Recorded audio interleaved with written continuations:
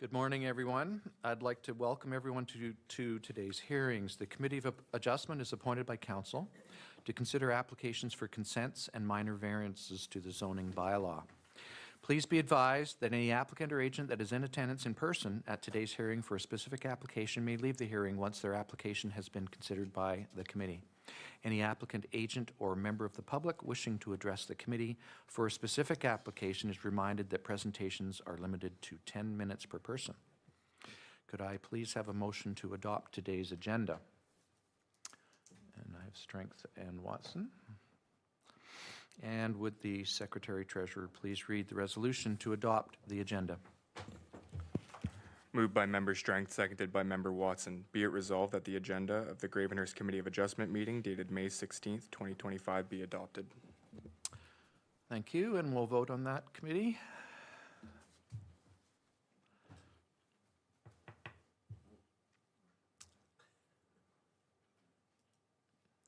Survey says, and that carries. Thank you.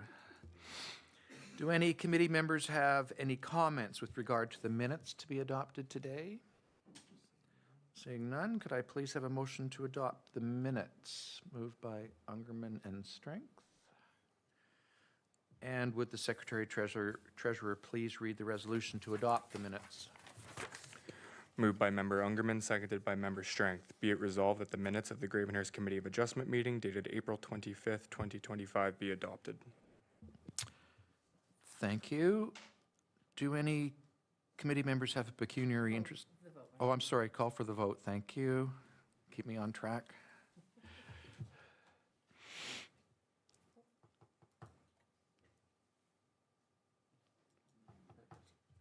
And that carries. Thank you. Now, do any committee members have a pecuniary interest in the applications being heard today? Seeing none? Okay. Moving on, in accordance with Section 11 of the Committee of Adjustment Procedural Bylaw, I'll ask if the Secretary Treasurer has received any requests for adjournment, deferral, or withdrawal from the applicant or agent for any application. Thank you, Mr. Chair. Staff did receive one request for deferral specifically for application B12 2025 GR and A06 2025 for Tacos. That's for the Chippewa Avenue. The applicant's agent requested the application be deferred. We would like the opportunity to make some revisions to the plan to reduce the overall footprint of the proposed dwellings, eliminate variances where possible, and continue working with staff. They've also noted the timing for the deferral request. Through the architect's work, we request a 2-month deferral aiming for a July date. So staff have prepared a resolution to defer, which is shown on screen. Committee will be asked to vote. So a vote yes would indicate that we would not be having a public hearing today. A vote no would mean that we would still have the scheduled public hearing as advertised. Those who have registered to participate online or speak would have the opportunity to speak, as well as our planner and the applicant's agent. And then should committee then wish to defer the application, deny or approve, they would have that option at the end of the public hearing. So a vote yes right now would mean that we would not have the scheduled public hearing today. A vote no would mean that we are going to have the scheduled public hearing. However, committee then still would have their usual 3 options to approve, deny, or defer at that time. Okay, I will read that resolution. Be it resolved that consent application B1225 GR and minor variance application A06 2025 GR for Vritakos be deferred to allow the applicant to make some revisions to the plans to reduce the overall footprint of the proposed dwellings, eliminate variances where possible, and continue working with staff. Committee agrees to the deferral of the public hearing for Vritakos and sets a new hearing date of July 18th, 2025.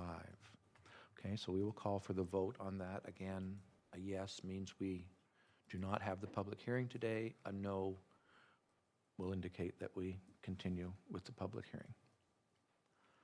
So please vote.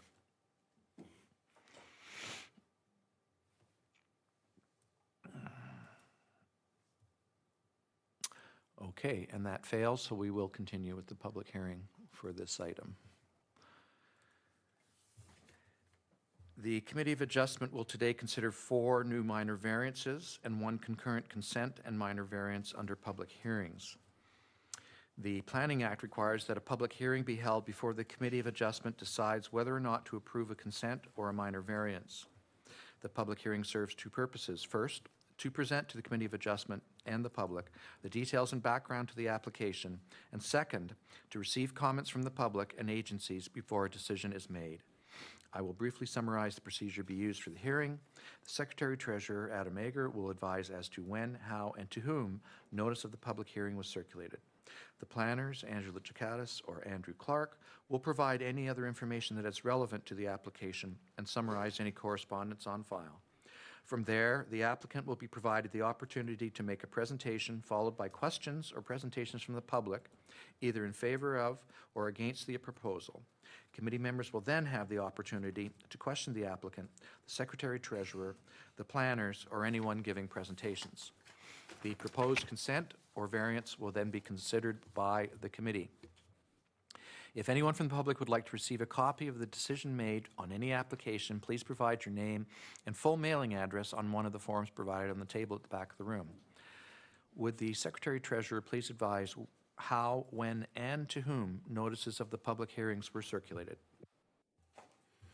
Notice of the public hearings concerning the proposed applications were sent by first-class mail to their respective owners and assessed persons within 60 meters of the properties subject to the proposed consent or minor variance applications, and emailed to applicable agencies. Included with each notice was a summary of the application, a site sketch, and a key map showing the location of the property. The circulations were provided in accordance with the provisions of the Planning Act, RSO 1990, Chapter P13. Thank you. It's important to note that should committee approve any application, there is a 20-day appeal period during which time today's decision may be appealed, and during this appeal period, no building permit may be issued or other work commenced. Also, in the event there is an appeal, and in order to be kept advised of a possible Ontario Land Tribunal hearing, members of the public must request to be sent a copy of committee's decision on the application. Third-party appeals are no longer accepted. Only the applicant, the municipality, and certain public bodies will be able to appeal a minor variance or consent decision. We'll now deal with the first application for minor variance. I now declare this to be a public hearing for application B05-2025 GR for Andre. We're good? Okay. A. Thank you. A05-2025 GR. Thank you. I'll now ask the Senior Planner, Angela Chikatis, to please provide any additional information that may be relevant.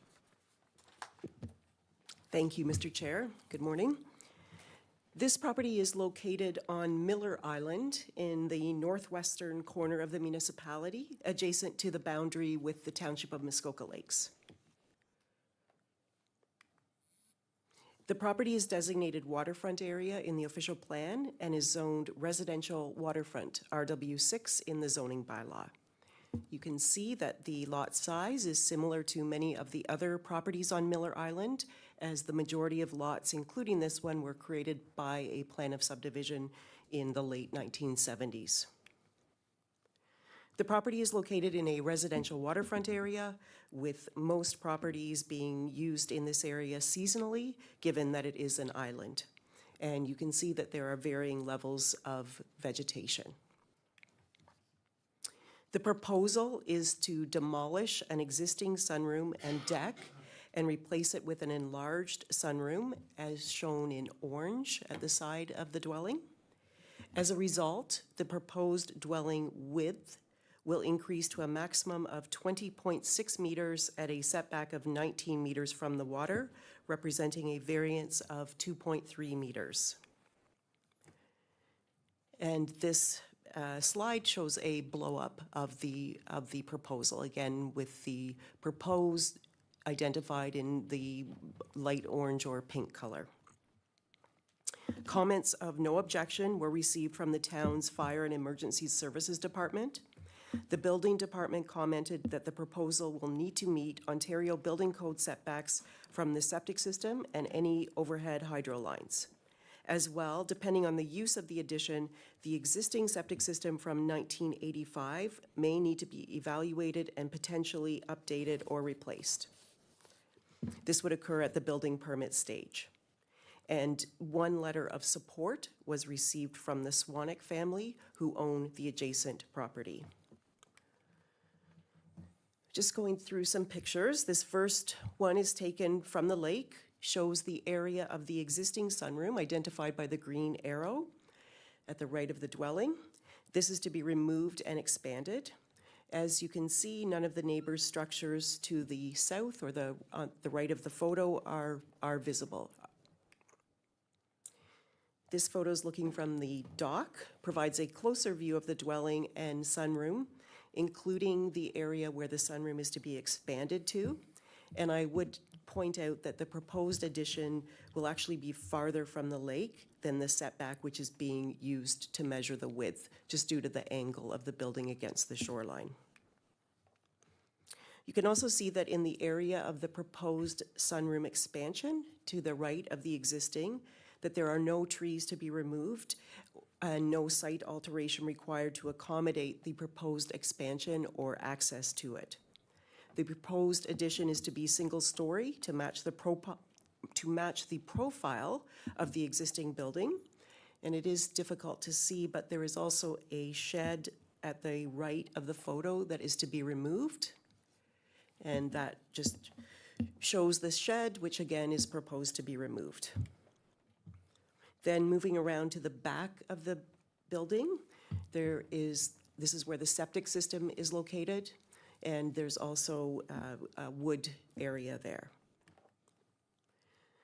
So just moving back around to the front of the building and standing in front of the proposed addition area, you can see the area between the dwelling slopes moderately to the lake. It's primarily open lawn with some mature trees.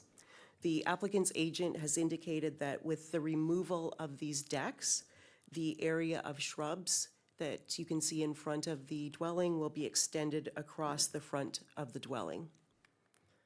And then turning and looking from the front of the proposed sunroom towards the lake, there is a recommended condition for additional vegetation to be planted in this area, which comprises the shoreline buffer area, and the recommendation for additional plantings would be in conformity with the official plan policies. This slide is just looking north to the immediate neighbor from whom the letter was received, the letter of support, and except for the area between the dwelling and the lake, the majority of the subject property that we're dealing with is heavily treed, moving towards the neighbors. And finally, the last slide, just looking out towards the lake. So staff are satisfied this proposal meets the 4 tests of a minor variance as outlined in the staff report, would recommend that the application be approved, subject to the recommended condition, in which a site plan agreement be entered into for the purpose of requiring additional vegetation within the shoreline buffer area. That concludes the presentation. Thank you, Mr. Cadas. Do the applicant or agent have a presentation they wish to make? Please come forward. We'll need your name and mailing address.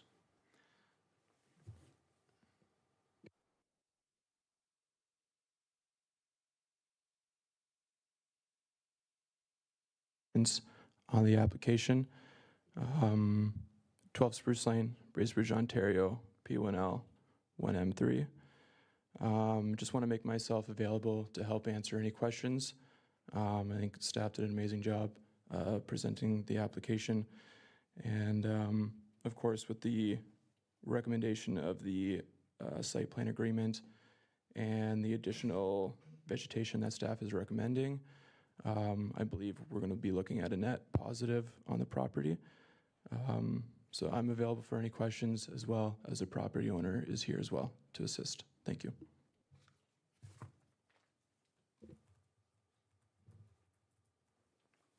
Thank you. Are there any questions or comments from members of the public on this application? If so, please approach the podium. Seeing none. Committee, the staff's recommendation is to approve this minor variance. Do we want a motion to that effect? Okay. Strengthen Watson. Beat ya. Thank you. I'll now ask Adam Ayer to please read the resolution. Moved by Member Strang, seconded by Member Watson. Be it resolved that application number A05-2025-GR Andrew be approved and that the necessary notice of decision be prepared conditional upon a site plan agreement be entered into with the town to require additional vegetation within the shoreline buffer area in conformity with the official plan. Thank you. Committee, questions, comments? Member Strength?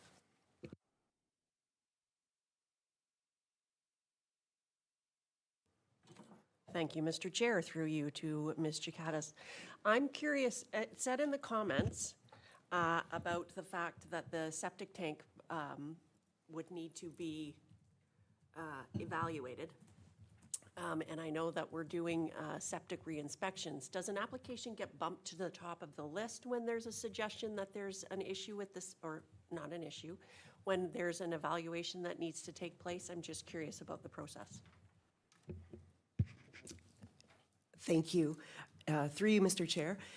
So in this particular case, because a building permit is required for the work that would need to be done, any septic evaluation would occur as part of the building permit process.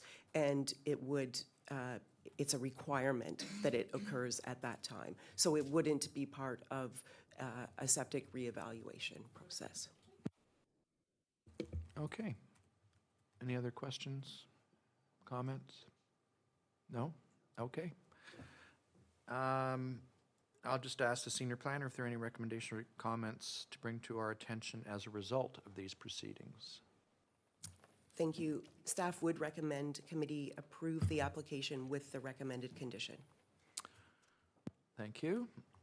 And we'll call for the vote on this application then.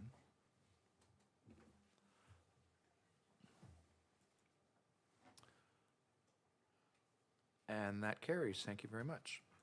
I now declare this public hearing to be concluded. Thanks. We're now going to move into the concurrent consent and minor variance application.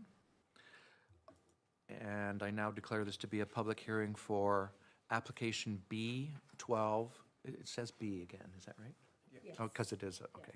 B12 2025 GR and A06 2025 GR for Ritacos. I'll now ask our planner, Andrew Clark, to please provide additional information that may be relevant.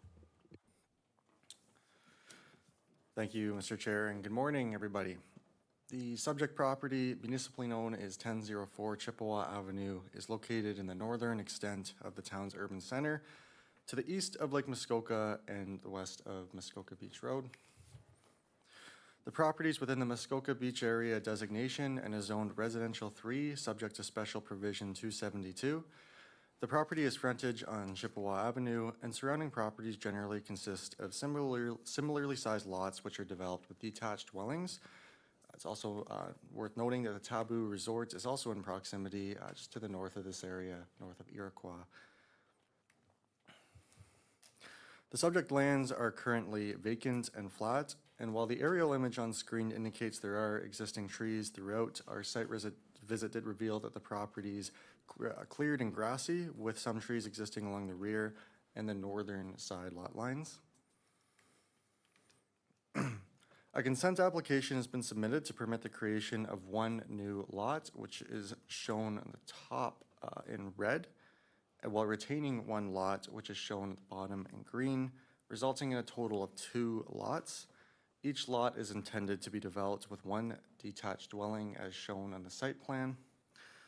A minor variance application has also been submitted to recognize reduced lot areas and frontages, reduced minimum setbacks from the side lot lines, and increased maximum lot coverage provisions for both lots. The requested relief includes permitting a minimum lot frontage of 13.9 meters for each lot, where 20 meters is required, representing a variance of 6.1 meters, permitting a minimum lot area of 623.5 square meters for the retained lot and 548.8 square meters for the severed lot, where 1,200 square meters is required, representing variances of 576.5 and 651.2 square meters, permitting a minimum southern side lot line setback of 1.2 meters for each lot, where 3 meters is required, representing variances of 1.8 meters, and permitting a minimum northern side lot line setback of 1.2 meters for the retained lot and 1.4 meters for the severed lot, where 3 meters is required, again, representing variances of 1.8 and 1.6 meters, And finally, permitting a maximum lot coverage of 38.3% for the retained lot and 33.5% for the severed lot, where a maximum of 30% is permitted, representing variances of 8.3 and 3.5%.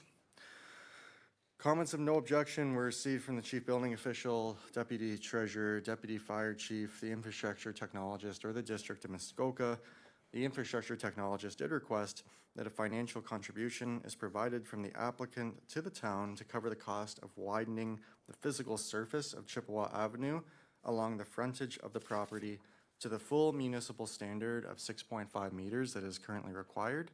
And the district of Muskoka requested that an agreement is entered into with the district with respect to the provision of municipal servicing.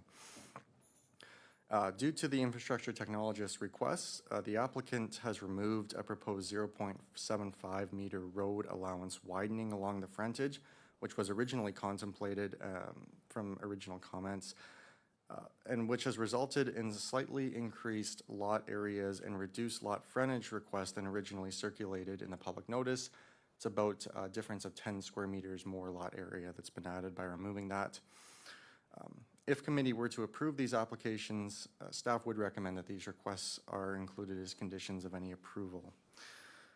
Letters of objection were also provided by the owners of 1172 Muskoka Beach Road and another property owner in the area, with concerns expressed about the proposal's impacts to the surrounding neighborhood, the character and the potential use of the properties, short-term rentals, and impacts to the communally shared beach in the neighborhood, traffic, safety, and infrastructure, given the narrow width of the Chippewa Avenue that currently exists. So now moving into our site pictures that we took. This picture faces north towards the front of the property from Chippewa Avenue. Noting that it is flat and relatively cleared, the proposed severance would essentially bisect the property in the approximate location of the pink notice sign that is shown ahead, splitting the property essentially in half. Turning around looking south, this looks towards neighboring properties on the other side of Chippewa Avenue. You can see that these properties currently have similar frontages as the existing lots, but not that the proposed lots, given the existing frontage, is essentially proposed to be split in half as shown previously. This shows the abutting property to the east, which you can see is quite visible from the property, and it is developed with a detached garage that is also relatively close to the shared lot line. This looks west to the other abutting neighboring property, which would be adjacent to the proposed severed lot. You can see that it is more buffered from these lots by trees along the shared lot line and existing setbacks. This looks northwest Chippewa Avenue to abutting properties and towards Lake Muskoka. You can note the existing trees in the surrounding area. You can also get a better sense of the existing width of the road. And then this looks southeast from the property down Chippewa Avenue to where it intersects with Muskoka Beach Road. You can again kind of see the existing character in the surrounding area. So as detailed in the staff report, planning staff are not satisfied that the current proposal meets the requirements applicable to a consent or the foretest of a minor variance, and staff would recommend refusal of the applications, at least with the current proposal. Of course, we acknowledge a deferral has been requested and committee has the option to entertain that request as well. And that concludes staff's presentation. Thank you.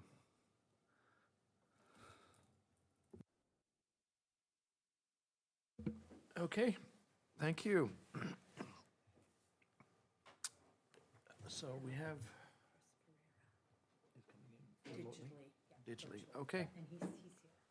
Okay, so we have a presentation from the applicant's agent, who will be coming in remotely with us. There we are. Welcome. Good morning, Mr. Chair, members of committee. Can everyone hear me? Yes, we can hear you. Wonderful. Good morning. My name is Chris Pereira. I am the principal of Embahar Planning and Design Limited. We are the planning and urban design consultants for the applicant. I'm actually located at 25 Valleywood Drive in Markham, Ontario.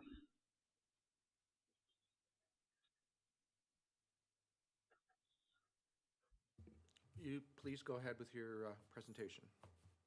Thank you. So, Mr. Chair, further to our request for deferral, I want to kind of elaborate that on and maybe explain some of how we arrived here. So we just received the staff report on Tuesday, and we quickly identified that staff still had a number of issues that they had identified with the application.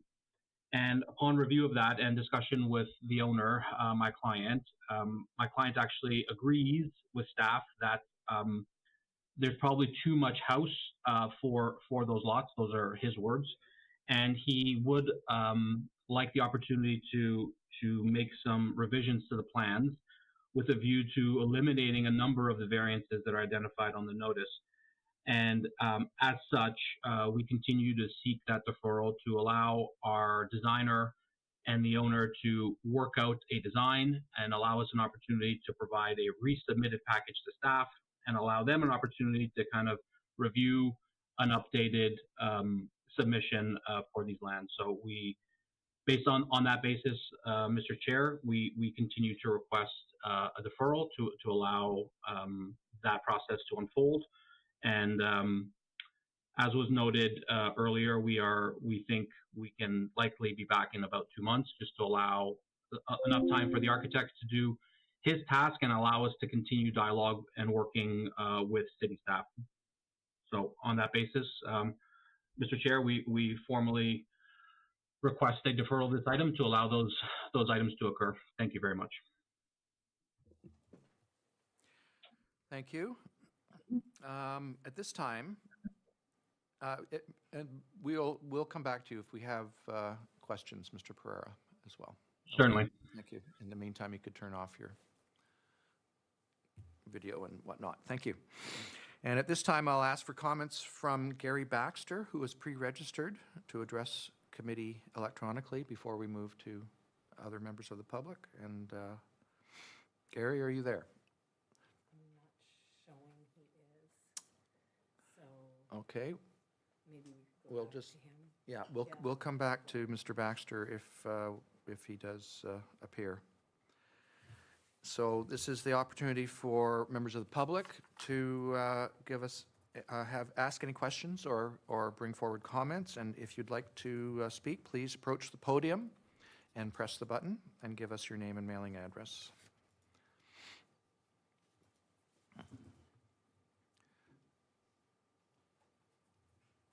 Go ahead. I'm good.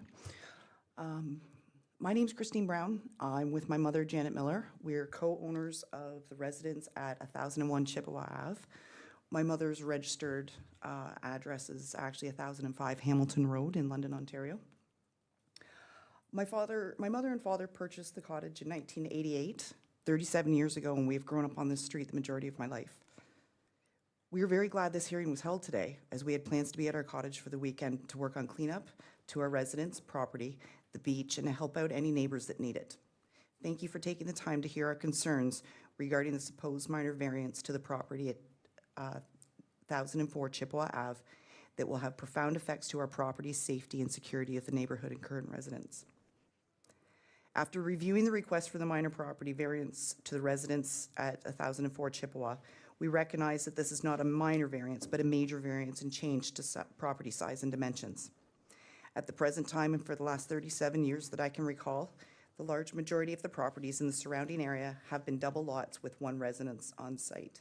I apologize, I don't have a video slideshow. I do have pictures, but I think it's already been up by the city planner.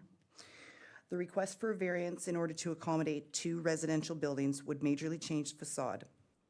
Our community is not designed for the impending density that this will add. The addition of 2 new lots that would happen because of the land variance would change the outlook of our entire community.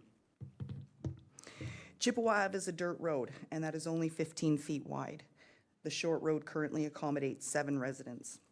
This is not a road that you can park vehicles on safely without blocking the road or parking on the front lawns of the residents. In the last 10 to 15 years, we have seen significant weather pattern changes, bringing us more flooding to our front lawns and road deterioration. The city planner presented what I thought were very good pictures of the roadway, showing how narrow it is. I also have a picture that I took last night and unfortunately didn't print it out of my truck on the road. They're showing how small it is. If you'd like to see it, just let me know.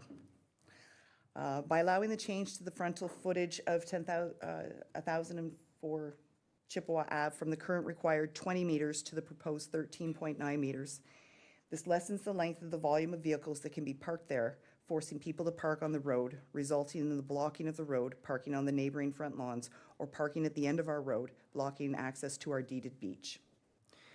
This is a huge safety concern for our residents and others that use our road as a go-to from the beach, as well as multiple neighbors that enjoy using our road for daily walks. By forcing vehicles to park on the road, it becomes virtually impossible for us not to walk on the shoulder. However, a few of the cottages have deep drainage ditches, again making it impossible to walk on the shoulder. Our beach allows deeded access to approximately 12 to 15 cottages located on Chippewa Ave, Chippewa Lane, and Muskoka Beach Road. This further could result in safety of multiple children that use this road to access the beach. Constructually, these variances are major and not minor.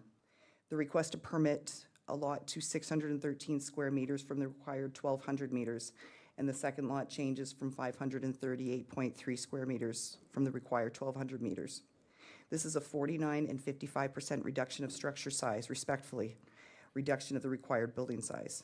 This fundamentally changes the footprint of our existing community. At the present time, the properties of 1002, 1004, and 1010 are interlinked through ownership, whether it be business partners or relationship or a family relationship.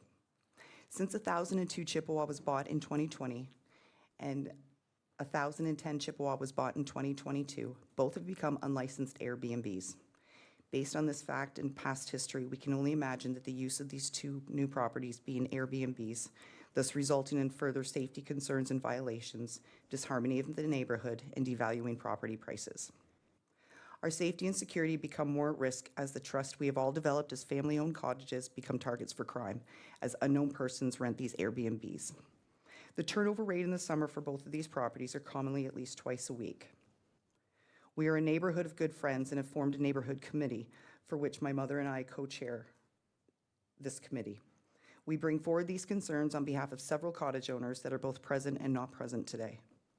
The majority of the cottage owners in this area have been a part of this community for at least 20 years.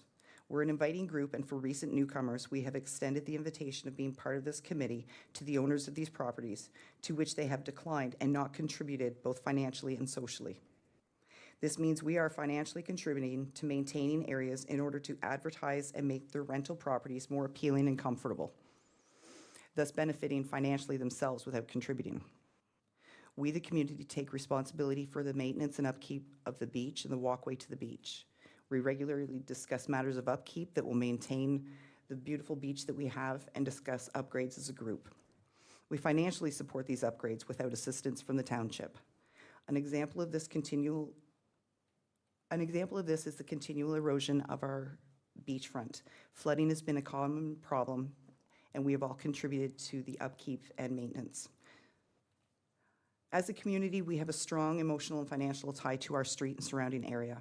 Unfortunately, as more Airbnbs are erected, this serenity is becoming lost and jeopardizes our safety and security. The area has never been meant for high-density housing or to be used as a means of business. The emotional upkeep and respect we have for each other and our properties become lost with the revolving door of rentals. Parking in large amounts of vehicles we have witnessed become a safety issue. Respect for our properties and the beach become non-existent as we are constantly asking these renters to clean up after themselves from garbage and other items strewn and left on the beach. Dogs run loose and defecate on the beach, leaving the current cottage owners to clean up after them in order for us to continue to provide safety and harmony on the beach. When we bring snacks and lunch to the beach, the dogs who are off leash often come running to eat it. Several children and adults have been scared by dogs that rush towards them and play aggressively. We have several amenities for our cottage owners use that we leave on the beach, namely chairs and kayaks. We often come to the beach to find them in use by renters of Airbnbs. It is a constant policing of simple respect and maintenance of our neighborhood. We chose this neighborhood to vacation in almost 40 years ago. It is our holiday several times a year and holds many lifetime memories over generations. While we understand that this request for a variance is based on dimension of the property and not for use of property, the granting of the variance to the dimensions allows for 2 structures to be built on one property.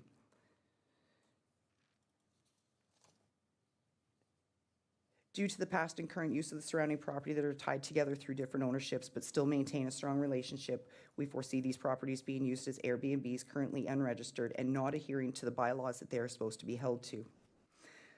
Through conversation with one of the owners, the renovations were suspended at 1,002 at one point due to not having proper permits. The trees were taken down from the vacant lot at 1,004 without permit. In the existing building from years ago, it was just left to literally disintegrate into itself. Thank you so much for allowing us to voice our concerns and listening to our objections and reasons why we are not in favor of this request. At this time, I would like to invite you to come to our home away from home to see for yourself the beauty of our community that is in jeopardy of being lost by allowing this change. Pictures and blueprints don't do our community the justice that it deserves in order to preserve and maintain our safety and security. We would love the opportunity to take you for a tour and experience what we have for almost 40 years. Thank you. Thank you. If you'll stick around, we may have questions for you. Okay? Is there anyone else who would like to speak to this application? Please come forward. Again, we'll need your name and mailing address, please. And go ahead and push your button.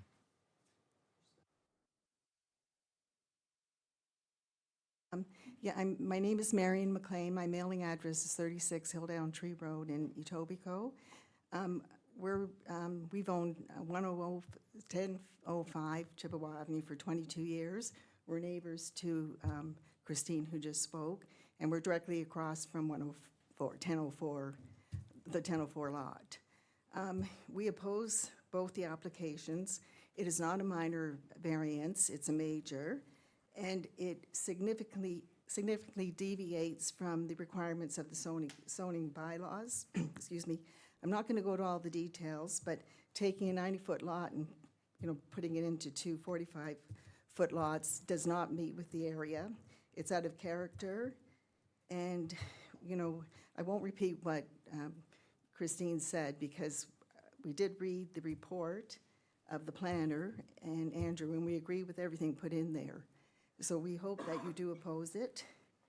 And that's all I'll say. I won't go into all the details. Christine's already said them all. But the neighborhood feels that way. We're a very close community. We work together. And we've had no help from the other side with the 3 lots that he owns through his family, friends, or relatives. We don't know. Okay, thank you. Thank you. Anyone else who'd like to come forward and present to us today? No. That's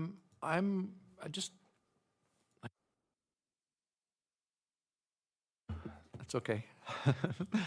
Competing buttons here. I'd just like to address or have staff deal with the question of the short-term rental use of properties in the area and the applicability to our decision-making here. Comments like, are they permitted uses in this zone? Just wondering if you could comment on that. Yes, through you, Mr. Chair. A short-term rental use is not regulated currently by the zoning bylaw, so it is not a predefined use through as a zoning review matter. It is, if someone wanted to pursue that, they would have to apply with for a license from the town. That license, I believe, is renewed annually, and it's issued by our Legislative Services Department. In order for that license to be issued, it would have to be for a legal dwelling unit. So it's not a zoning matter specifically, but it's related to, I suppose, a dwelling use that's proposed at the same time, if that helps. Thank you. Flip my page here. So before committee considers this, we'll have to decide on a resolution, and the staff's recommendation is still to deny the consent application. And what's the pleasure of the committee in terms of bringing forward a motion? Because we do have, as you recall, we have a request to defer from the applicant, so. A motion to consider it, as opposed to a motion to defer? To consider it, okay. And do we have a seconder for that? So we'll consider the application. So just to be clear for everyone online and in the room, Member Watson, that you would like the staff, a motion for denial up on screen? That's correct, okay. So Watson and Ungerman, perfect, thank you. And we'll do them one at a time. I'm assuming you would like that for both the consent and the minor variance. Okay, perfect. So we will start with the consent, is that the variance? No, consent first. Oh, perfect. Thank you. So moved by Member Watson, seconded by Member Ungerman. Be it resolved that having regard to the matters prescribed under the Planning Act, Section 5312, RSO 1990, Chapter P13, that consent be denied for application number B12 2025 GR for tacos. And then there's reasons here as well that aren't shown on screen. The reasons being the proposed lot creation does not conform to the official plan, does not comply with or maintain the intention of the applicable regulations in the zoning bylaw. Okay, and discussion, comments? Mr. Ungerman, go ahead. I'll have to hit you, sorry. Just one moment. Am I on? Okay. Go ahead. Okay, thank you. Looking at what we saw in the plan for the street, I think creating two lots out of this one is so out of character that it's, for me anyway, it's pretty obvious that this is overreach, and the variance is required.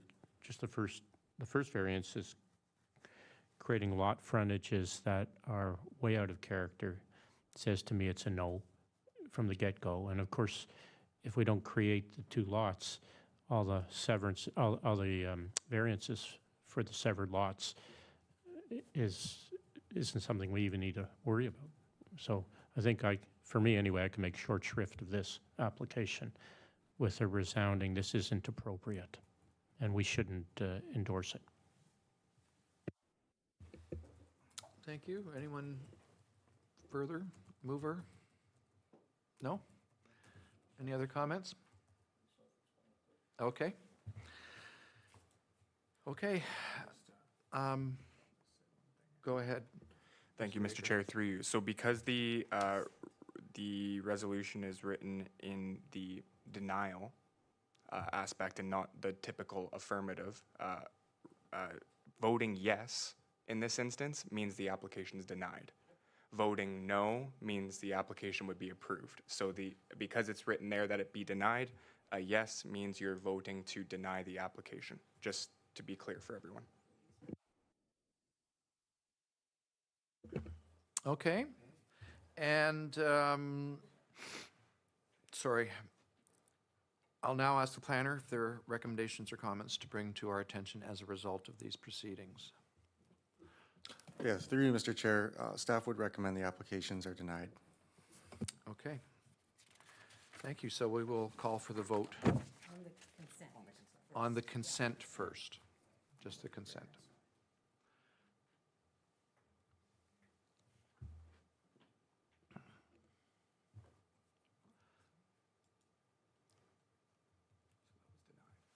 Okay, so that motion carries, which means the application for consent has been denied. And we would still have to deal with the vote on the minor variance. We should read that resolution as well. And I'll need a mover and second. I need a mover and seconder. Strength and Watson.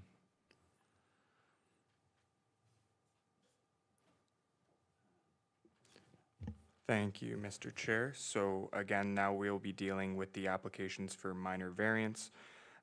Again, this is written as a denial, moved by member Strength, seconded by member Watson.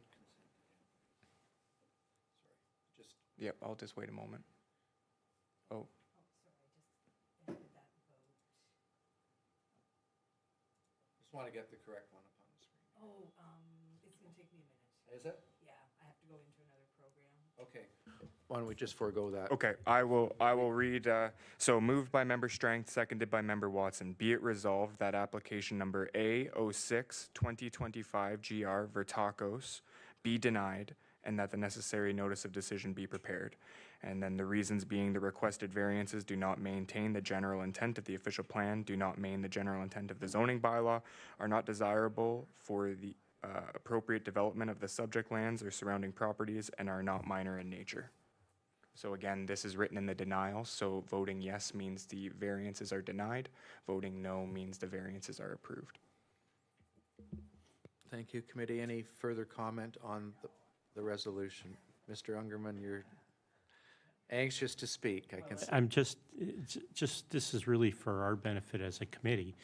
If we turn down the consent, this automatically falls. There's nothing to debate. They're not going to get the variances, so I appreciate that as a matter of procedure. There's an application before us. We have to vote on it, but I'm just wondering what everybody's view of this is. There's not going to be two lots, so I would think we have to just deal with the application and just, finalize that application. So I think that's the reason behind it. yeah, I think that's the easiest. We all understand your Yeah, it's just sort of your silly, sense but of it, I think. interesting. Okay. Okay. So we will call for the vote on the, again, that this minor variance be denied.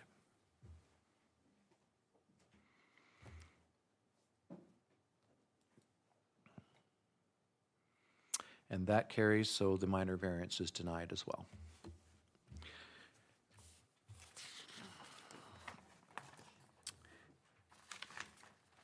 Thank you, and I now declare this public hearing to be concluded.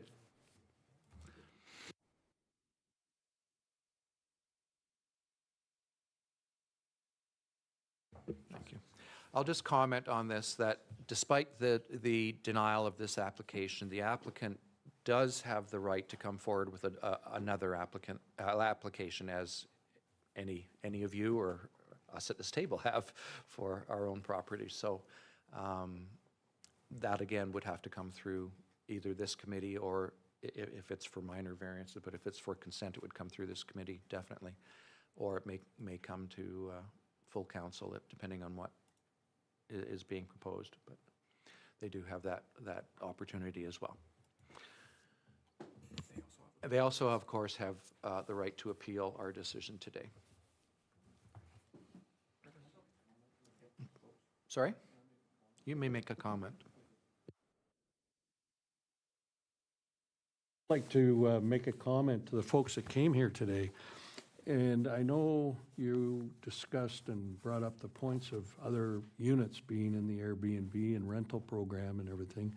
I would suggest that your association ensure that the rentals are registered with the town of Gravenhurst, and that all appropriate usages are being met, and bring that forward to the town. We as a committee cannot make decisions on Airbnbs, but you as the residents and nearby can and have the opportunity to ensure rental properties are registered and they're following the rules. So, okay? Thank you.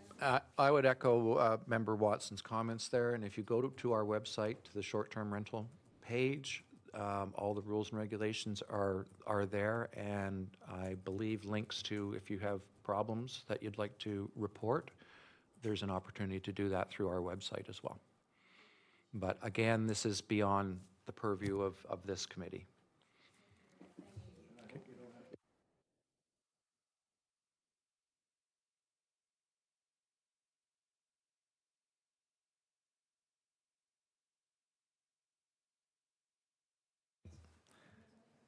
Okay, if I didn't say it, I declare that public hearing to be concluded. Oh.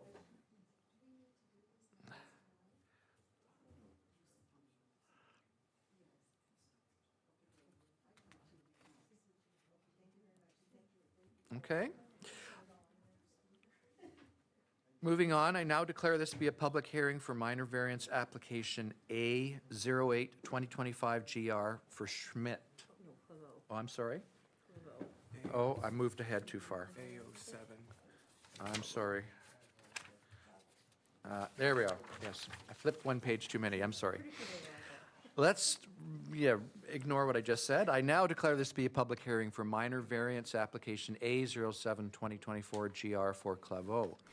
I will now ask the planner, Andrew Clark, to please provide any additional information that may be relevant.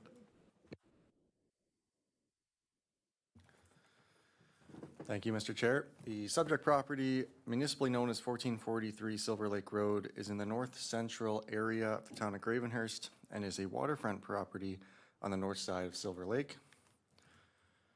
The property is within the waterfront area designation in the official plan and is zoned residential waterfront. The property is currently accessed from a portion of Silver Lake Road, which is seasonally maintained and has assessed frontage on Silver Lake. You can also see that the property is within a residential waterfront area, which is generally defined by smaller lots of similar size and use. The property is developed currently with a detached dwelling with an attached open deck, a storage shed, shoreline stairs, and a dock. The property is generally well vegetated outside of developed areas and along the lot lines, and contains portions of exposed bedrock throughout, including beside the dwelling and in the shoreline. It slopes downwards significantly along the shoreline, where access to the dock is provided by the shoreline stairs. And as can be seen, immediately surrounding uses generally consist of similar development and terrain characteristics. So I'd like to first note that a dock on the property was recently constructed with a building permit, and that location that was shown for the approval complied with zoning requirements, including all required setbacks. After construction, the town was notified that the dock appeared to be encroaching over the projected side lot line, and it was requested that a surveyor confirm this. And the surveyor did confirm that the dock ended up encroaching over the projected side lot line by approximately 3.1 meters, and was therefore not in compliance with the zoning bylaw or the approved building permit. So as seen on the site plan on screen, which shows the existing structures, the applicant plans to remove the portions of the dock, which are shown in red, which encroach over the projected side lot line, and also some portions within the existing setback requirement on the property. Specifically, an application has been submitted to recognize the location of a portion of the existing docking footprint and a proposed extension, which you can note in darker gray on the site plan, and has requested a minimum dock setback of 0 meters from the eastern projected side lot line, where it currently encroaches over by 3.1 meters and where 6 meters is required, and to permit a maximum shoreline development width of 15 meters when viewed parallel to the shoreline, where 12.5 meters is permitted. And this requested relief relates to a variance of 6 meters from the projected side lot line setback and 2.5 meters for the requested shoreline development width. Comments of no objection were received from the chief building official and deputy treasurer, and one comment was received from the neighboring eastern property owners at 1441 Silver Lake Road. This comment spoke to the history of the existing dock construction and concerns about encroachments into the required side yard, both on land and in water. The owners did not directly object to the footprint that has been shown, but objected to permitting any encroachment over the existing property lines and using any approved variances from this application as rationale for future variance applications in this area.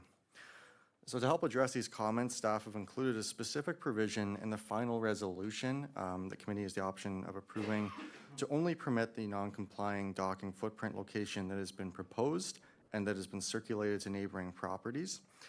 This would allow for the proposed footprint to comply with all zoning requirements if approved and would prevent any other portions of the dock from expanding into the required side yards than shown on this site plan. It would also require all current encroachments over the projected side lot line to be removed for a building permit to be issued, And further, if any future variances were applied for in the property, they'd be assessed on their own individual merits, and any previously approved relief would be considered when evaluating the appropriateness and impacts of any such requests. So moving into our site photos, this looks south towards the rear of the existing dwelling, noting that the shoreline does slope downwards more steeply beyond this area. This looks east towards the neighboring property and dwelling at 1441 Silver Lake Road, which is buffered from the subject property by existing trees and rock. Again, this looks west to the other neighboring property across from the existing dwelling. This looks south again at the shoreline area of the property. You can see a portion of the existing staircase and the bedrock and trees that exist in this area. Moving down to the shoreline amenity area, we can see the existing dock, which we confirm projects outwards to the southeast, and that a majority of this dock currently encroaches into the required projected side yard, and portions that are more concentrated on the left-hand side and do encroach over the projected side lot line that is shared with the neighboring property. This looks north up the shoreline from the dock, noting the existing bedrock.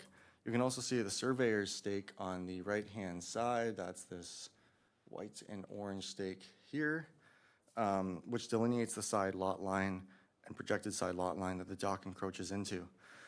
A portion of the end of the dock shown in the foreground is intended to be removed so that it will be approximately 3.5 meters from the projected side lot line. And a portion of the dock that is on land, you can see over this way due to the angling does appear well separated from this setback side yard lot line. And this looks northeast from the end of the dock, showing a portion of the encroaching area, which will be removed in accordance with the plans provided. While the dock will continue to encroach into the projected side lot line setback, you can also see that the neighboring property's dwelling and shoreline amenity area are not directly visible and are well separated from this location and buffered by the existing shoreline rock and trees. So therefore, while a significant amount of setback relief is being requested numerically, it is staff's opinions that negative impacts would not be expected to the use or function of the neighboring property from the proposed setback and the specific footprint proposed. This looks west from the existing dock footprint, showing the dock on the other neighboring property. The proposed dock addition will extend towards this area, but will maintain increased setbacks from the western side lot line than would be required and would not be expected to interfere with access that's existing to this property. Now finally, this looks southwest out to where the dock addition will occur. This addition will extend outwards away from the eastern side lot line and would comply with both projected side lot line requirements, specifically in the areas where that addition is proposed. And it would not be expected to negatively impact the existing character or abutting properties due to the existing shoreline characteristics on the property and the surrounding area and the location and angling of the dock outwards. So again, this proposal will ensure that the encroachments of the existing dock over the projected side lot line are removed and that the total area encroaching into the projected side lot line setback is reduced, again, as shown on the plan on screen.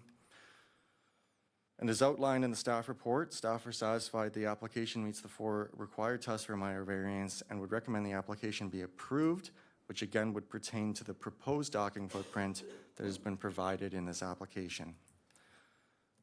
And that concludes staff's presentation. Thank you. Thank you. Do the applicant or agent have a presentation they wish to make? No? Sorry? No, okay, but you're available, you're the applicant, or? Okay, and you're available for questions? Okay, thank you. There's no virtual. There's no virtual, yeah. Okay, any questions or comments from members of the public? I think there's only one member of the public left.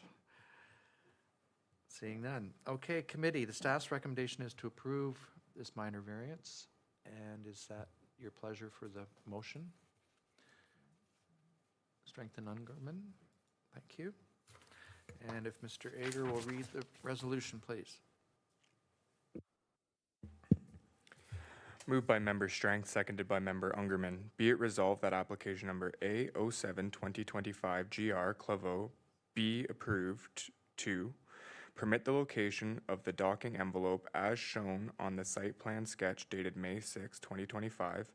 Permit a dock to be set back a minimum of 0.0 meters from the projected eastern side lot line, and to permit a maximum shoreline development width of 15 meters.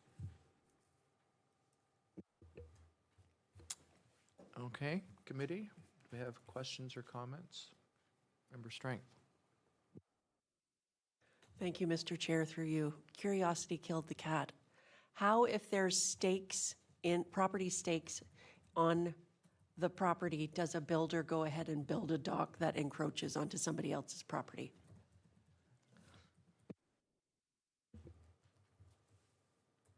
And for the answer, we'll need your name and. Yeah, mailing so address. my name is Roger Claveau. I live at 2040 Willari Court in Sarnia, Ontario. We've been at Silver Lake for 4 years. When we endeavored to pursue the dock project, we talked to a dock builder, a designer, and there was a stake in the ground, but it was, I don't know, like 25 or 30 feet to the east of where the new survey line kind of shows. And there wasn't a lot of other existing stakes visible, at least like to us. And then I believe the designer looked online, like the GIS site, and found like a, whatever the existing survey available. And it appears when you look at it to align with where that stake was. So when people were doing the site plan, when the building permit was there, it's like, oh, you've got plenty of space here. So they did the site plan, referred to the old survey, and kind of got underway. And the dock was finished in February, and then our neighbor came to us in late August and said, hey, by the way, I think your dock is actually on my property. And we were kind of, you know, surprised, obviously concerned because of cost. And then the interesting thing is when we had the sideline confirmed by the surveyors, the property actually to the west of us, their dock is on our property. And then as you go along the lake, it appears that everybody's docks are slammed right against the eastern boundaries of their property lines. So I don't know if it's like technology or whatever, but if we could go back, we certainly would have had a survey to avoid, because this will come at a cost to us, right? So yeah, you know, if we had that time machine and we could go back, we probably would have had a fresh survey done. But that's how it happened. You're welcome. Yes, I think it's my experience that for building permits, they often take what's submitted until, you know, because it is onerous to prove with a survey sometimes, but in these cases where it's, you know, not apparently, I guess, obvious, causes difficulty. Go ahead, Mr. Sims. Thank you, Mr. Chair. I want to compliment the staff on a couple of the reports we've had so far today, but this is really today's this application at present. The pictures really clarified it. I mean, the notion of a 0 meter setback, I initially found alarming, and the fact that there's an undeveloped area around the corner actually showed me that it was not as imposing and as intrusive as it could have been. So I found that very helpful. I'm wondering how, or whether the one concern that you mentioned from the submission by the neighbor is addressed, which is whether this variance could be used to justify any further variance, if I understood their concerns. Is that actually dealt with, or is this just something that, as you've commented on other cases, is that everything's judged on its merits at the time? Yes, and through the chair, to answer the member's question, yes, that's correct. We would assess any future applications on that property individually. Again, yes, on their own merits. We consider the relief given. So if there were further encroachments into the side yard, for example, for a different structure, that could have a completely different impact on the neighbor, surrounding character. and these variances, we've structured the resolution to only apply to the dock with respect to the setbacks at least. That's all that's being contemplated in this application. So we'd have to see what potential, if there's any potential projects in the future that require those variances, we'd have to review what that would be. But it's kind of difficult to comment without a more detailed proposal. But what I can say is that the configuration of the dock is projecting outwards still, and there doesn't be a clear need for future variances in the future for development of that area. But of course, it's any owner's right to apply, and we'd assess accordingly. But that would be done individually and with what's being proposed and what it looks like. Anything further, committee? And I'll just ask the planner if there are any recommendations or comments to bring to our attention as a result of these proceedings. So through you, Mr. Chair, staff would recommend that the application is approved, sorry. Thank you. Okay, so we will call for the vote on this item to approve.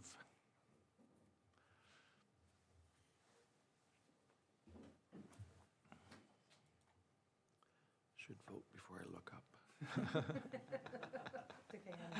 Yeah, and that carries. Thank you very much. So I now declare this public hearing to be concluded. Okay.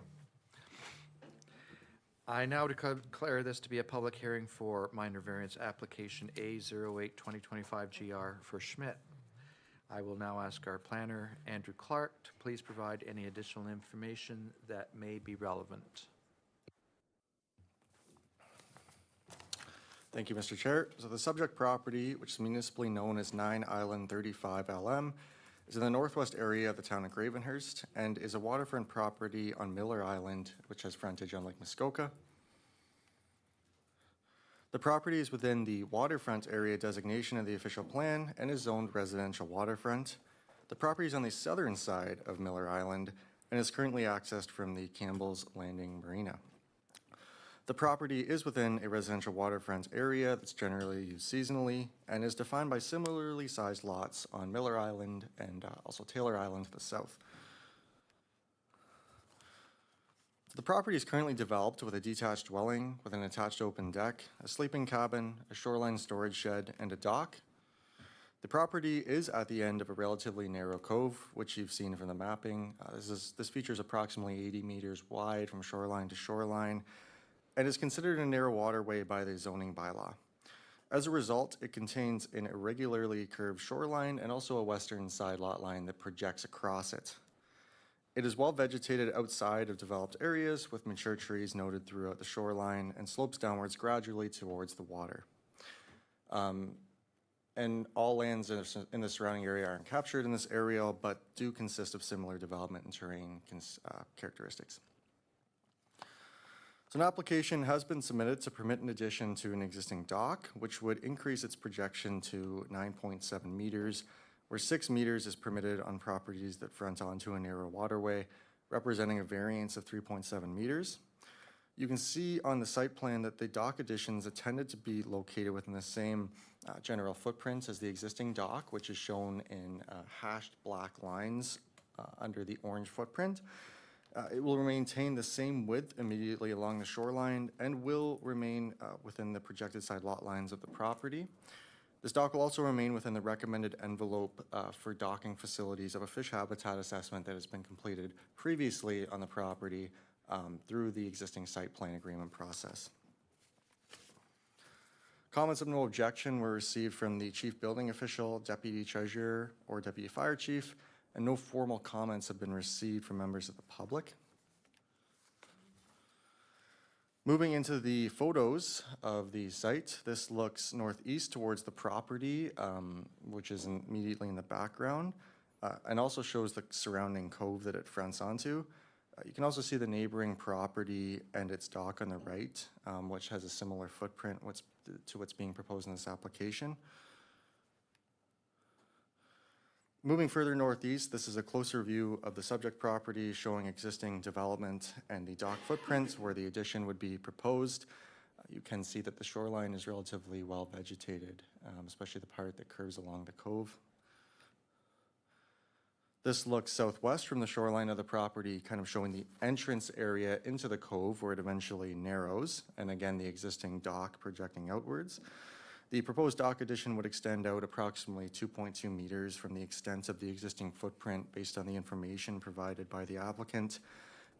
Looking at this photo and the site conditions, it would not appear that this would cause any general navigation issues into or out of the cove based on its dimension and the width of the channel, and also the expected usage of the shoreline area, which is shared with one other property directly across, which we'll show next. And this looks west directly across the shoreline to the other neighboring property directly within the this cove feature, which is currently vacant. You can see that there's a floating dock in the background, but it wasn't clear who the owner was of that structure. It could have just been stored there over the winter. Now this looks north at the very end of the cove, which includes the frontage of the subject property kind of on the right, if you were splitting it around the middle, and the frontage of the neighboring property shown previously on the left. Again, another floating dock was seen. This appeared to belong to the owner of the neighbor, but wasn't assembled. Again, this proposed dock addition would not be expected to cause navigational issues with respect to accessing this neighboring property, given the amount of frontage and the dimensions of the cove and the location of the docking footprint. So as outlined in the staff report, staff are satisfied the application meets the 4 required tests for a minor variance and would recommend the application be approved. And that concludes staff's presentation. Thank you. Thank you. At this time, I'll ask for comments from the agent for the applicant, Danielle Ingram, who has registered to address us electronically. Good morning, Danielle. Good morning, committee and staff. Thank you very much for having me. I appreciate the opportunity to address the application, and thank you to Andrew Clark for all of his assistance in moving this forward. I have read the staff comments and have no concerns or objections, and I am available to answer any questions that committee or staff may have.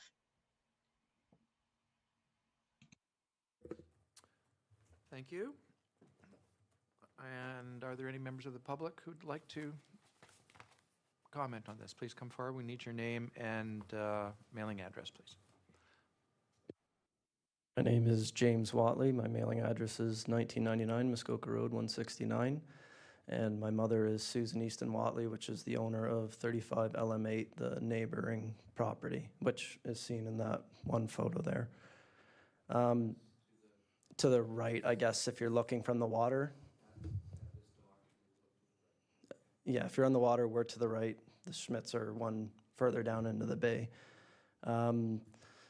So we are not necessarily in support of this variance simply because we're concerned about the impact the footprint of it would have on the bay. It is a very narrow waterway, which isn't very well depicted in the pictures.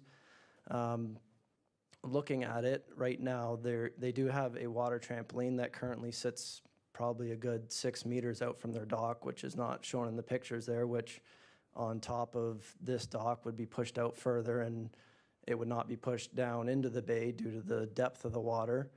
We're also just concerned about potential environmental impacts that could be done by this. There's already been lots of shore modification done. The end of the bay there is a marsh area, which at one point had an excavator in there digging it up and changing it to try and make it more like a beach of some sort, or we're not sure what the idea is, but there has been a lot of modification to the shoreline there, which, you know, already seems impactful to the wildlife in the area, and it's just, there's concern that there could be further with the proposed variance.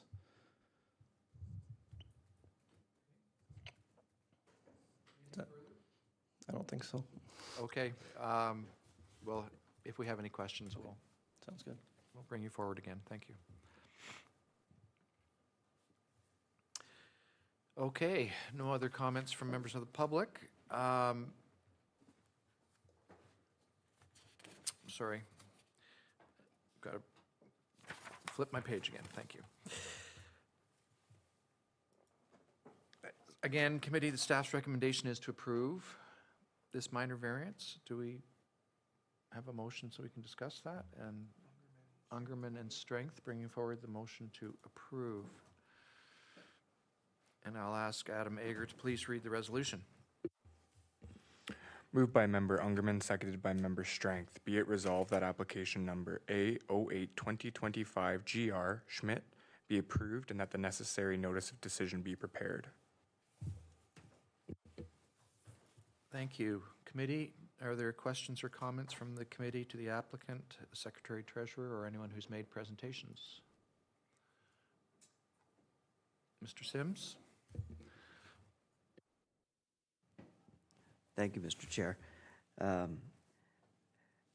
I do appreciate the comments from Mr. Ingram, I think it's Mr. Ingram, if I got the name right, about the potential for overgrowth within that bay. I have paddled in that bay on a number of occasions, and it is not a busy area. There's the amount of rock shoals that are present around there keep people away.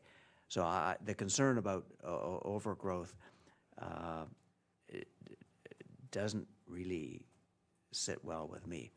I think this is appropriate for the size, and I thought the expansion indicated by Andrew was quite appropriate in the photos and the plans.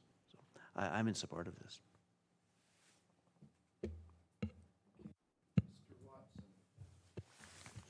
Thank you, Mr. Chair. Again, I agree with my colleague. I guess my concern is it was brought forward that there was alterations being made to shorelines and things like that. So although this committee will not deal with that or does not deal with that, I would ask that if there are being alterations done, or if there's heavy equipment in there doing work and there's no permits, I would suggest that maybe we notify our folks at the town and have it inspected and ensure that the environment is not being adversely affected by any work that is being done. So again, I agree that I know the bay as well, and it's not navigable. I mean, it's a quiet, uninhabited type little cove. But my concern would be the environmental impact of somebody doing some alterations or heavy work on the shore. Thank you. Thank you. I'm just wondering, does anyone else, do you have a question? I had a question. Go ahead. Look, I'll let you go first, and then I'll comment. Thank you, Mr. Chair.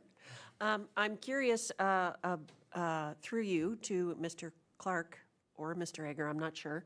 I'm curious to appreciate what the rules and regulations are as far as the suggested comment that there's a water trampoline that's involved. Is that a permitted thing if it's within the lot line? Is it not permitted? Is it considered a part of the, I know we've talked about floating docks before being a part of the equation. So I'm just wondering if that is in fact a correct comment, does it factor in to the whole thing? Through you, Mr. Chair, thank you for the question. The zoning bylaw does not regulate those types of features, so we have no authority to speak to those in terms of projection, location, because they're not anchored to the shoreline either, and they're not structures in the Ontario Building Code. They are anchored at the crown bed of the lake, but I'm not sure what jurisdiction the MNRF, in all honesty, has over those either. So it'll be more of a civil matter at that point if there's real obstructions happening. We just do not have zoning authority over those.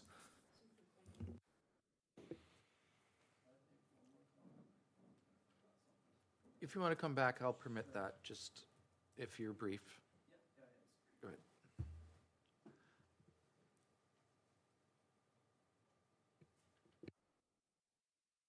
to mention was we had a survey done on our property, I believe in 2011 or 2010, and the setback or the, the distance between their current dock and our dock was listed at just around 5 meters, and then on their site plans, it's listed as 6 meters. So we would also like some clarification as to where the property line lays. There is no stake in the ground right at the shoreline there, and there was a small disagreement between myself and the current property owners as to where their water line is located, as I believe it is on our property. But again, there's no stake right there to show it is, and their water line does sort of a U as it comes from their building and down. So that was another concern, was just where the property line is based off their site plans and then based off of the survey we have had done, which I do have the survey with me. I don't know if that's relevant, but yeah, that is all. Thank you. Perhaps Mr. Clark can comment on this. It looks to me that I'm seeing a setback of what, about more than 6 meters from the lot line, and again, given the previous application we had here, are we confident that is an accurate depiction in reality? So that 6 meter setback is what was shown on the site plan. You're correct, that would comply. We defer to a surveyor's expertise to confirm anything else. I saw a stake probably from that survey, and the separation, it was difficult to tell if it was exactly 6 meters or not. It looked generally well separated, but we never measured that. I do know that the existing dock footprint that's there now has been in place since at least 2008 aerial imagery, so there could be a right to that setback existing based on when it was constructed. We don't have those details to confirm that it's a legal non-complying structure, though, at the same time. We just know that's been existing. If there was an issue with, for committee with respect to that item, a condition could be considered to confirm the setback of the existing dock and its legality with respect to the zoning bylaw. But that's the information we have available at the moment, is that it would be set back to comply, and noting that it is an existing structure that's there now or that's established. But again, we defer to the expertise of a surveyor and a survey work that's been indicated if there are potential issues, and would investigate accordingly if there's a complaint, for example, similarly to the last application. Thank you. Mr. Sims, did you want to? Go ahead. Push your button. Thank you, Go ahead. Mr. Chair. No, I was just going to comment that the agent, Danielle, is still online, I presume, and could perhaps offer some insights into how this could be, any errors could be avoided. That would be a good avenue to go down here to Ms. Ingram. Could you confirm, I guess, that the surveyor has looked at the dock location and these numbers are accurate according to the surveyor? Thank you. Thank you for the question and through the chair. This site plan before you was created in 2016 in order to be able to get the building permits for both the cottage dwelling and the sleeping dwelling. It has not been confirmed by a surveyor to my knowledge. However, it does strike me that the site plan shows 6 meters from the existing dock that was constructed in and around 2008 to the property line. And then there is a distance between Mr. Watson's dock and, or I'm sorry, James's dock and the property line as well. So it does strike me that 5 meters between docks doesn't seem feasible. However, I will leave that in your hands.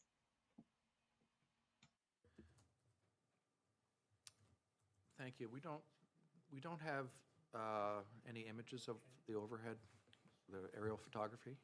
available, do we? We have the aerial that's on the presentation. Could we see that, bring that up again, just to have a look? I got it, Andrew. Oh, okay, there we go. But it does, I don't think it shows, yeah. Doesn't look like it shows much on the adjoining property there. It's difficult to see. So it show, I'm not sure what that shows. Is that the latest imagery, do you know? Or, because I think we just did some in 2024. I can't speak to the year, but it does reflect the existing developments, at least the dwelling and the sleeping Yeah. cabin.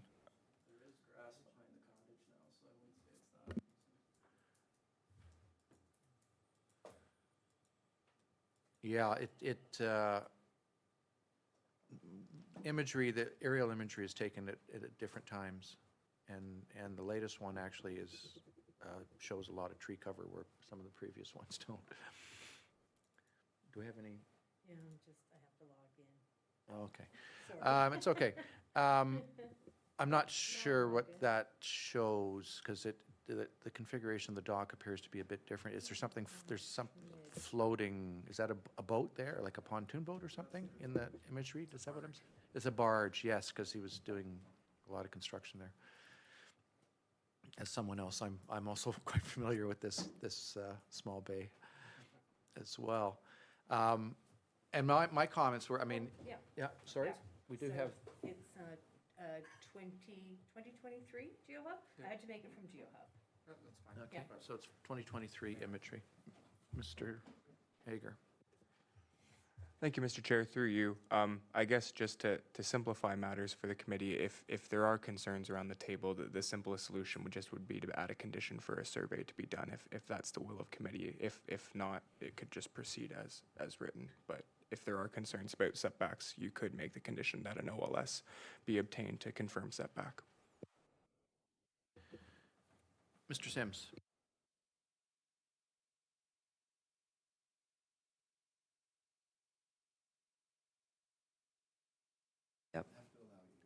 Thank you, Mr. Chair, for letting me follow up with Adam on this. Putting that condition on it that's very reasonable. I'm in support of it. Well, just pursue this for a little thought. What happens if the survey comes in and says it is 5 meters and not a 6 meter setback? Then the existing dock would be legal non-compliant, I'm guessing. And then how do we proceed? The expansion that's being requested here is not in that direction. As my colleague here has reminded me, the expansion that's being requested is moving away from the shore and away from the property line. So, but if we request an Ontario land surveyor come in, if it's 6.06 meters as indicated on the site plan, then everything's good. If it's 5 meters, we're now out of compliance.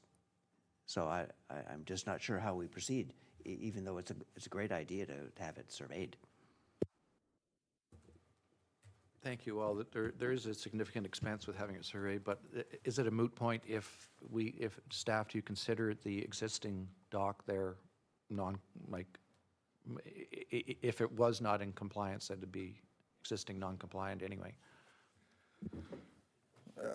Through you, Mr. Chair, I suppose if that condition was considered, we should phrase it in a way to confirm that the dock footprint is legal or legalized as a condition.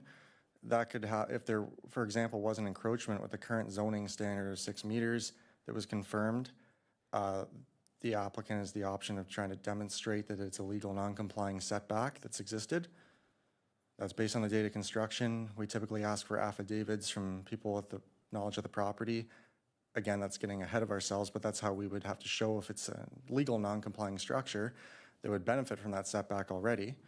Again, the addition doesn't seem to be getting closer to that lot line, but a surveyor could help confirm that. Otherwise, it would, planning process may be required to recognize the existing setback if we can't confirm that it has non-complying rights and it encroaches into the required side yard.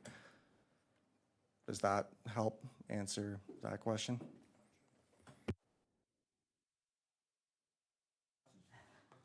Thank you, Mr. Chair. You know, I think there might be a little bit of animosity here amongst the neighbors, but I would suggest we carry on and move forward as the resolution is stated, and that be the end of it. I have a question just before we do that. I noticed that there was an environmental study done, and commented, I think this is showing that this is in the class 2. Where was it? I'm sorry. Yes, so this was in the type 2 fish habitat assessment. Was there any other comments in the environmental study about the nature of the remainder of the waterfront and whether because there's a question of alteration, site alteration and whatnot. Did the environmental report study make any other recommendations with regard to, it identified this location as being a good docking envelope, but how did it compare to, say, the rest of the waterfront there? Yes, through Mr. Chair, that study was done, I believe, in about 2016. It was informed, actually, that's how the site plan kind of came to be from that analysis. The docking envelope that was shown was identified as type 2 fish habitat, which is considered important, but is generally more appropriate to put shoreline development subject to meeting provincial and federal requirements relating to protecting existing fish habitats and disturbing the shoreline bed. The rest of the shoreline was classified as type 1 fish habitat, so that's the area outside of that envelope, which is more significant and is intended to be protected. And the recommendations were really focused on directing any shoreline development outside of that identified type 1 fish habitat, which is being followed still with this proposal. Of course, any alteration within the type 1 fish habitat could result in issues meeting provincial requirements to protect those areas. But that assessment was focused on directing where docking envelopes could go, and now it's the type 2 fish habitat, which is the gray box in front of the property's shoreline, and the remainder of that area is intended not to be developed with any shoreline structures. So any application for structures kind of in that area, we wouldn't be generally acceptive of in regards to those recommendations without more detailed work being done. Thank you. And just one further question I had. Quite often when we see a request to have a longer dock, it's because of water depth. Is that an issue in this instance? Yes, thank you. Based on my visit to the site, I didn't see those obvious constraints. I believe the request is to accommodate additional boat parking specifically. But I'd let the applicant comment on if there's any constraints that they're aware of that I didn't notice, like rocks around the dock or whatnot. Okay, perhaps we could bring in the agent just to comment on that. Yeah, she's still there. If you'd like to. Danielle, go ahead, please. Yes, thank you for the question, and through the chair. The depth of the water does rise as you get closer to the shore, obviously, but there are no significant rocks or other water features within the bottom of the lake in this area. Okay, so it's correct what our planner suggested then, that this is to accommodate the extra length. That's correct. Length is just to accommodate boats. Yes, correct. Okay, thank you. I think,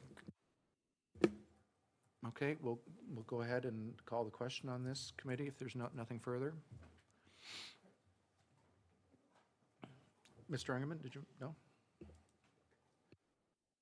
You, Mr. Chair, I was just sort of wondering, are we contemplating or entertaining an additional condition that a survey be obtained that was not recommended by staff? That's not on the table. That is, So it's simply that is just. not, but good. if committee wished to, then I would Okay, good, entertain a because I motion would to comment amend. about that if it was going to be added, but if it's not, fine. That's correct, okay? Yeah, so there's no requirement for a survey in the conditions. It's as read. Okay? So we'll call for the vote on this.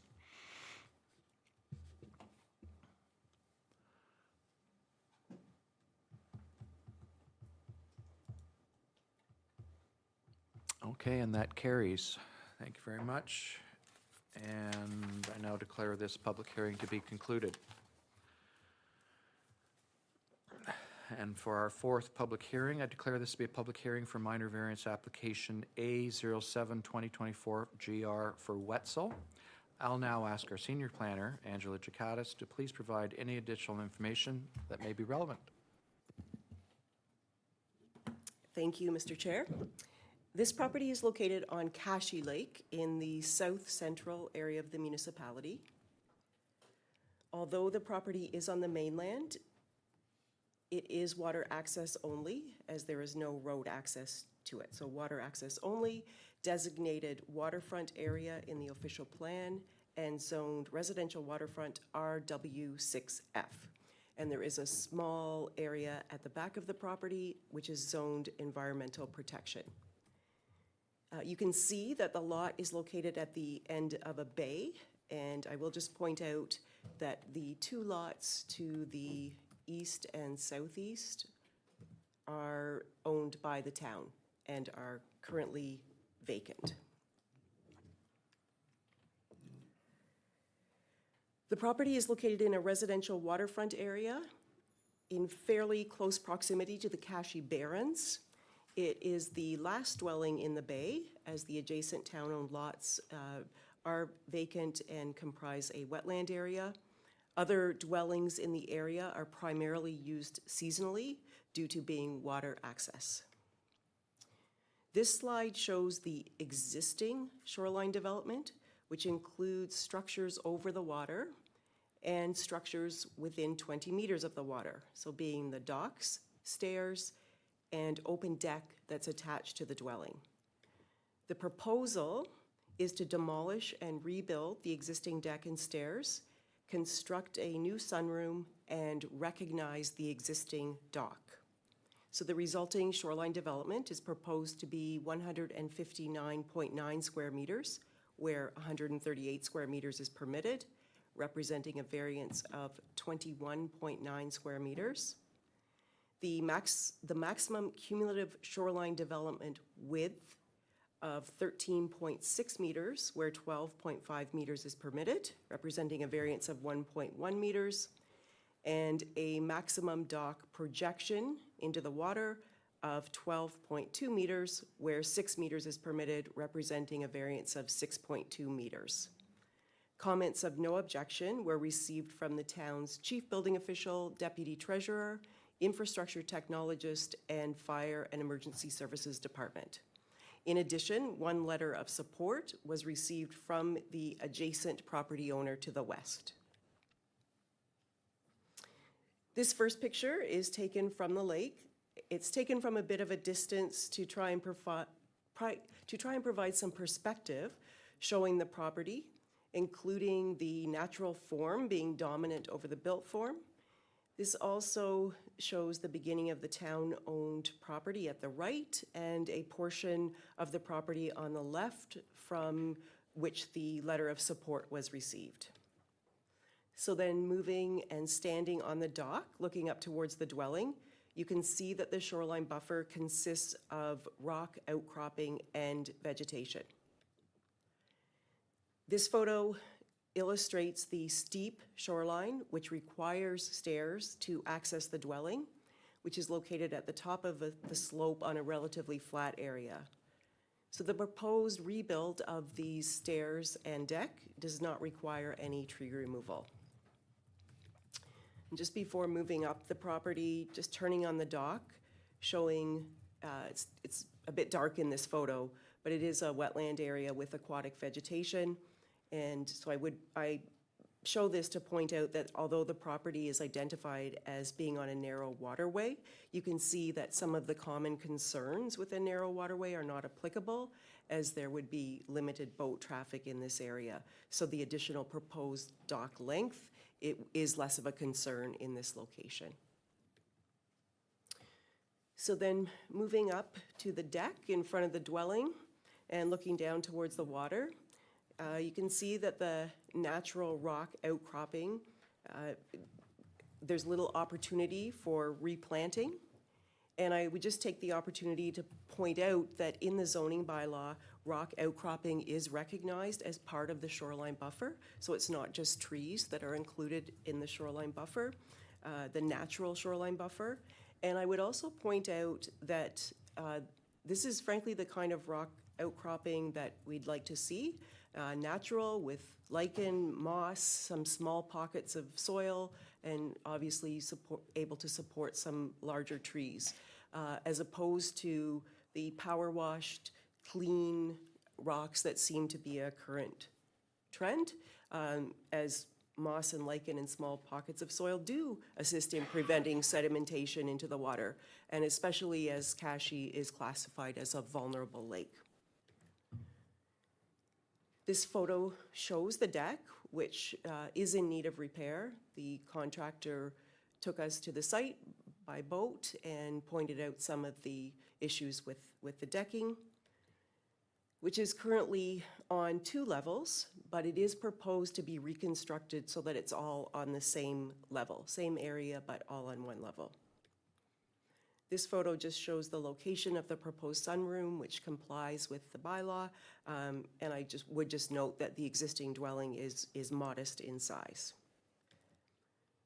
And then looking west or northwest towards the neighbor who provided a letter of support, and just confirming that this proposal is in character with that, with the surrounding properties. So staff are satisfied that this proposal meets the 4 tests of a minor variance as detailed in the staff report, and would recommend that the application be approved, subject to the recommended condition in which a site plan agreement be entered into for the purpose of maintaining the existing vegetation and shoreline buffer area. And that concludes the presentation. Thank you.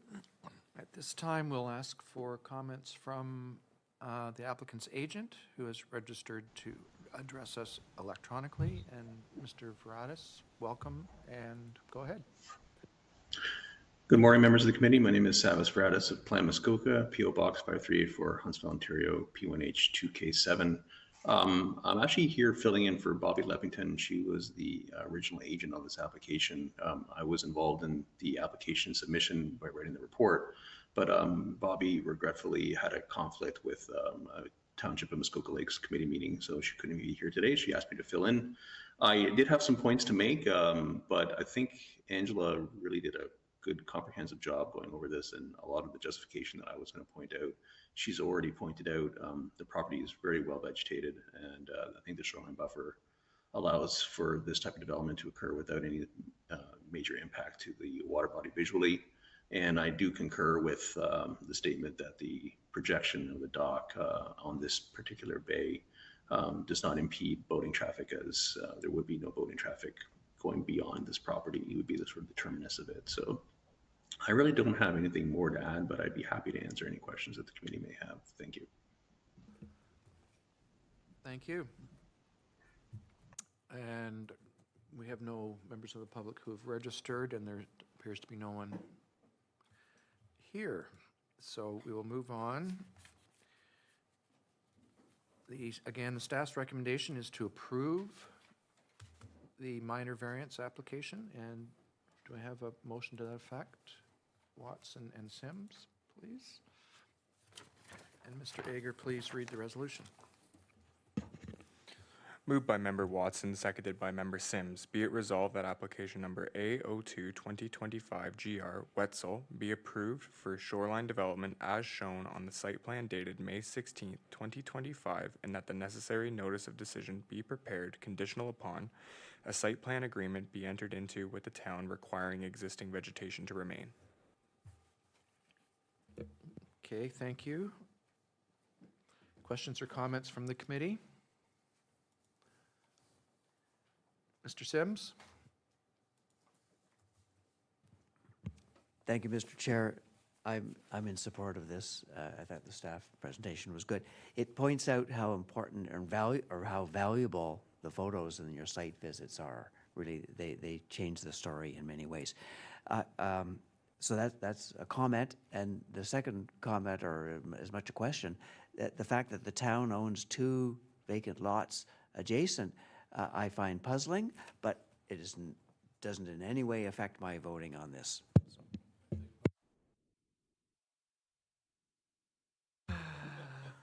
Comments so noted.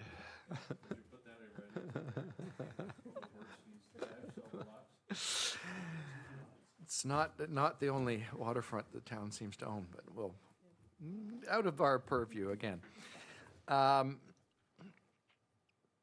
Okay, anything further on this? So I will call for the vote on this application.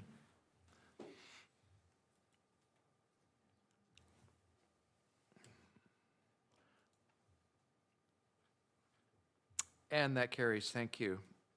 I now declare this public hearing to be concluded. And I'd like to call on Mr. Ager for an introduction.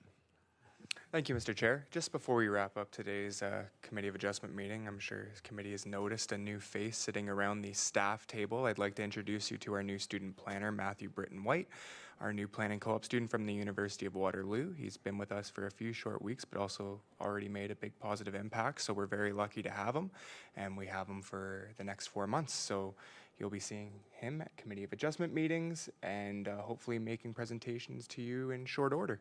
So welcome, Matthew. Thank you, Mr. Ager, and welcome, Matthew. Okay, the next Committee of Adjustment meeting is Friday, June 20th, and as there is no further business noted, can we have a motion to adjourn? Watson and Ungerman. Thank you. We need to vote on that. Vote on motion to adjourn, yes.